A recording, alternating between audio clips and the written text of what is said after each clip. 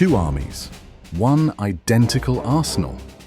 We're breaking down every single piece of gear used in the conflict where soldiers found themselves staring down the barrels of their own equipment. Starting off with pistols. L9A1 Browning High Power. This was the trusted sidearm for British troops.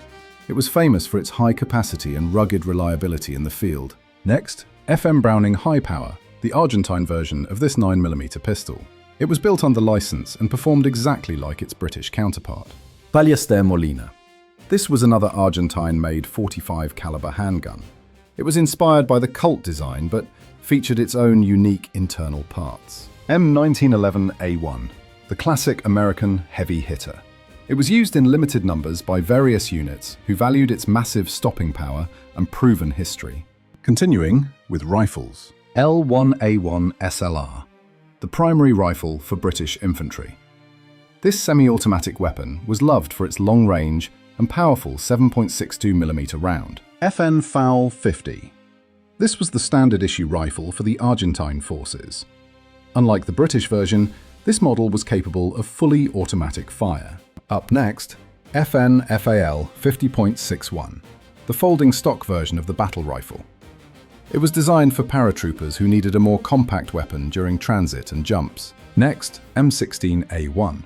This American rifle saw action with British Special Forces. Its lightweight design and fast firing rate were perfect for mountain raids. Now this is the XM177E1, a very short version of the M16. It was a favorite of special operators who needed a compact but powerful carbine for close-range work. FN49, an older semi-automatic rifle from a previous era. It was mostly issued to Argentine naval and reserve units during the campaign.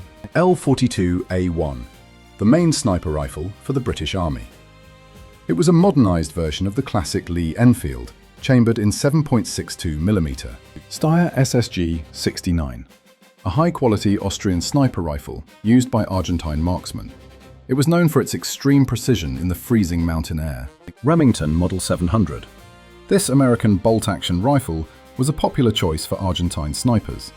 It provided reliable performance and great accuracy at long distance. Moving on to submachine guns. L2A3 Sterling, the standard British submachine gun.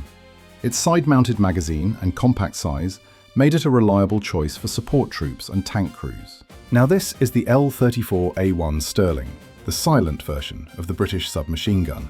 It featured an integrated suppressor for covert operations and specialized night raids. PAM-1, the Argentine version of the famous American grease gun.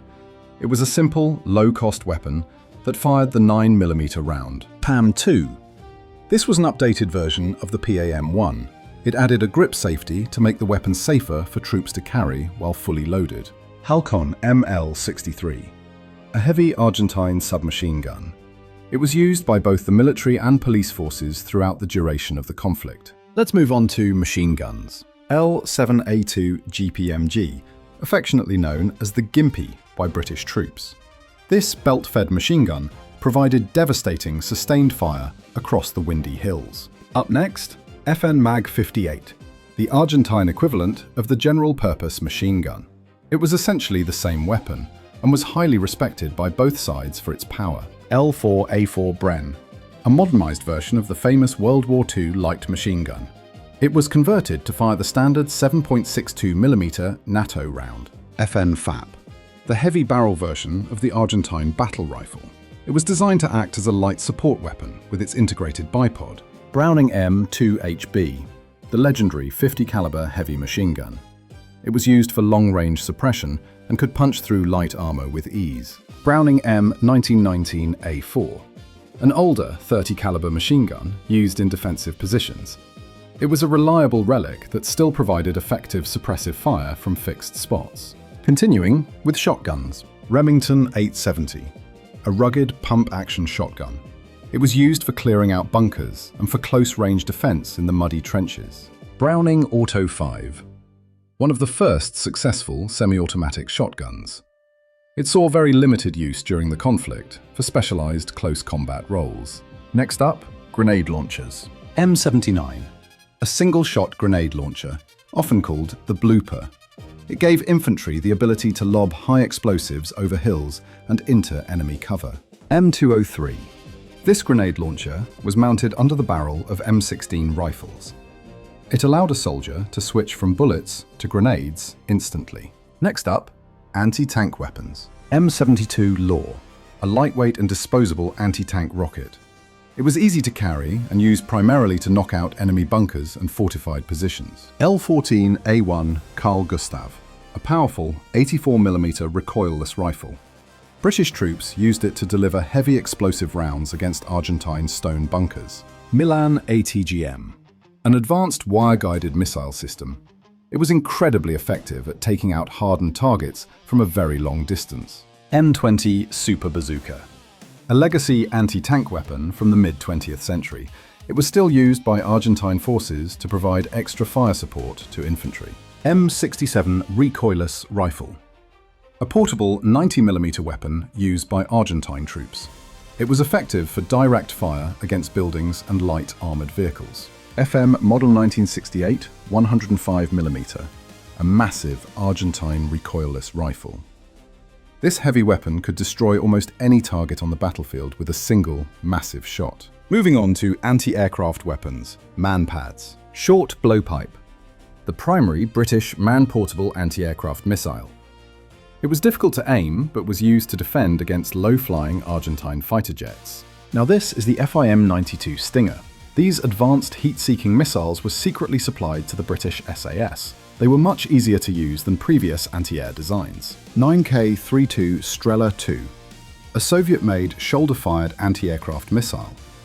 It was used by Argentine forces to try and bring down British Sea Harriers. Continuing with mortars. L9A1 51mm mortar, a light mortar carried by British platoons. It was vital for providing quick smoke screens or illuminating the night sky during attacks. L16A1 81mm mortar, the backbone of British fire support. These mortars provided consistent and accurate indirect fire during the final battles for the high ground. FM 60mm mortar, a portable light mortar used by Argentine infantry. It allowed small units to have their own organic artillery support in the field. FM 81mm mortar, the standard medium mortar for the Argentine army. It was used extensively to shell British approach routes throughout the campaign. FM 120mm mortar, the heaviest mortar used by Argentine forces. It could rain down large explosive shells from several kilometers away with great effect. Let's move on to hand grenades. L2A2 grenade, the standard British fragmentation grenade. It was a small but deadly weapon used for clearing out Argentine trenches and bunkers. Up next, FMK2 grenade, the main fragmentation grenade for Argentine forces. Its spherical shape and plastic body made it easy to recognize and carry. N26 grenade, a lemon-shaped fragmentation grenade. It was used by Argentine troops and provided a reliable blast radius in intense close combat. Next, Mark II grenade, the classic pineapple-style grenade. This older design was still in the Argentine inventory and used during the defense of the islands. Next, number 80 white phosphorus grenade, used by the British for creating thick smoke screens. It could also be used as a terrifying incendiary weapon in extreme combat situations. Now let's look at rifle grenades. PAF anti-tank grenade, a rifle grenade designed to be launched from the muzzle of a rifle. It gave the individual soldier a way to fight armored vehicles. Energia rifle grenade, a powerful anti-armor grenade launched from a rifle. It was capable of penetrating the armor of light tanks and reinforced bunkers. Next, Strim 40, an Argentine anti-personnel rifle grenade. It allowed troops to engage enemy infantry at ranges far beyond what they could throw by hand. Continuing with mines. SB-33, a small Italian-made anti-personnel mine. Its plastic construction made it very difficult to detect with traditional minesweeping equipment. Now this is the SB-81, a large Italian anti-tank mine. It was designed to disable heavy vehicles and was laid in large numbers across the island valleys. FMK-1, an Argentine-made plastic anti-personnel mine. These were buried in the soft peat and remained a danger long after the war ended. Up next, number 4, anti-personnel mine. A small plastic mine used to disrupt enemy movement. Its compact size allowed many to be laid in a very small defensive area. C3, LC. A British anti-personnel mine.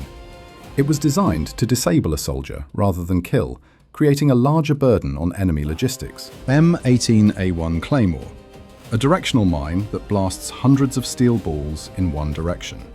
It was a terrifying tool used for perimeter defense. Finally, we have bladed weapons. L1A1 bayonet. The long blade designed for the British battle rifle.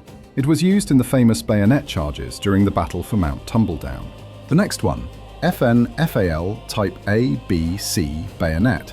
These were the various styles of bayonets used on Argentine rifles. They were essential tools for the brutal close-quarters fighting at night. Fairbairn Sykes fighting knife. The iconic double-edged dagger of the British commandos. It was a symbol of elite status and was used for stealthy sentry removal. M3 trench knife. A sturdy American design used by Argentine forces. It was a practical tool and weapon for the harsh conditions of the front line.